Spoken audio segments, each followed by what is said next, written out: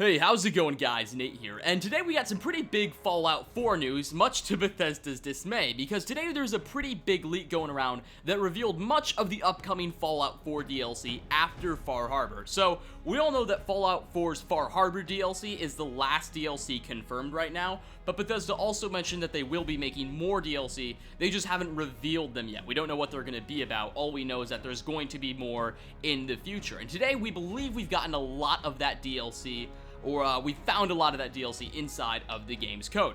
So essentially there were a few .esm files found, and a .esm file basically is what you're going to see accompanying most Bethesda game DLC. ESM stands for Executable Service Module, if I recall correctly. Please don't quote me on that. But essentially, these are needed to run DLC, and generally just the game itself. And while it's possible this ESM could be accompanying a free LC, kind of like a free DLC we might be getting in the future, that's highly unlikely. So what these files were named is one, Nukaworld, which is subject to huge speculation, which I'll talk about in a second, and the other three were basically just workshop ones. There was Workshop 02, Workshop 03, and Workshop 04, suggesting we might be getting more Wasteland Workshop DLCs, which, oh god, I'm quite disappointed to be honest. So, real quick, I'm going to talk about that for a second, because it appears Bethesda is interested in bringing forth more of these DLCs targeted towards settlement mode. And honestly, in my opinion, I'm very angry with this. While I'm glad they're taking more interest in settlement mode, I think a lot of the things that they're doing and they're adding in should have been with the base game, you know? There was a lot of things we didn't have access to initially that you apparently could gain access to via mods on the PC, but they just weren't included in the base game for whatever reason. There's a lot of stuff like that. It's a very, very buggy mode. There's a lot of clipping issues if you're playing vanilla without mod support, and altogether, it's a very frustrating experience at times if you're not modded to the teeth. And unfortunately, Bethesda hasn't corrected that problem yet for consoles who don't really have that available to them at the moment. Now, when mods do come out for consoles, possibly they'll download some of those, then they'll be able to fix the clipping issues and all that stuff, but for now, it's pretty much broken in that regard, and it kind of agitates me how Bethesda hasn't bothered to fix that yet they still feel justified in releasing 4 or 5 DLCs targeted towards the game mode when they're not even willing to fix it upon release.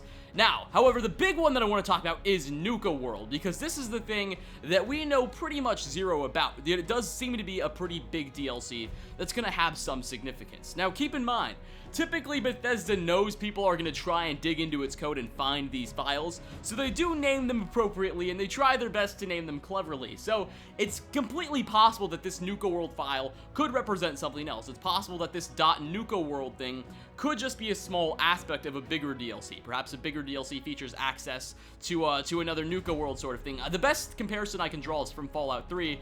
There's this house I believe you can find towards the east side of the map, and there's this one girl. I'm not sure if many of you know what I'm talking about, but for those of you that played Fallout 3, I'm sure you remember this. And there was this girl who lived right next to this guy, and they had this gigantic museum set up dedicated to Nuka-Cola. I always thought that was really cool, and perhaps this DLC will kind of pay homage to that. In a sense, I'd love to see that referenced in this DLC. That questline was definitely one of my favorite ones to do, because it was quite ambient, and I just had a lot of fun with it. But overall, this Nukaworld could represent something else. It could be a gigantic theme park, as was the big notion being emphasized over on Reddit. A lot of people were talking about, like, hey, maybe this is just like Six Flags on meth, you know? Maybe there's a big theme park somewhere in Boston. That doesn't seem entirely unfeasible. Boston's a very large city. It's not unlikely that they wouldn't have a theme park or two. I think that would definitely be pretty cool. But I'm still hoping that we're going to get to see the return of the Nuka-Cola Museum from Fallout 3, because that was definitely one of my favorite things. I remember going in there and trying to steal all the Nuka-Cola Quantum bottles and the Nuka-Cola trucks. It was definitely one of my favorite experiences in that game, so I'd like to see that return personally. But there's a lot of different things that Bethesda can do with this, and we certainly aren't sure on any of them yet.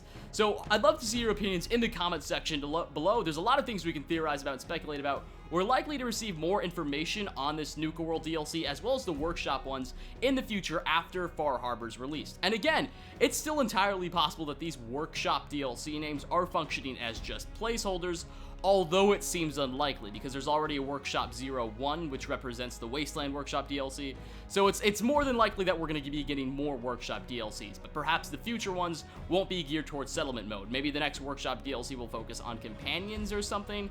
I'm not entirely sure, but it seems as though that the prevailing notion is that they are going to be geared towards settlements yet again. But anyways, guys, thanks for watching. Hope you enjoyed. This was just a quick update, speculation, discussion video. Hope you all enjoyed. Like if you liked, dislike if you disliked, and I hope to see you all in my next video. Peace, everybody.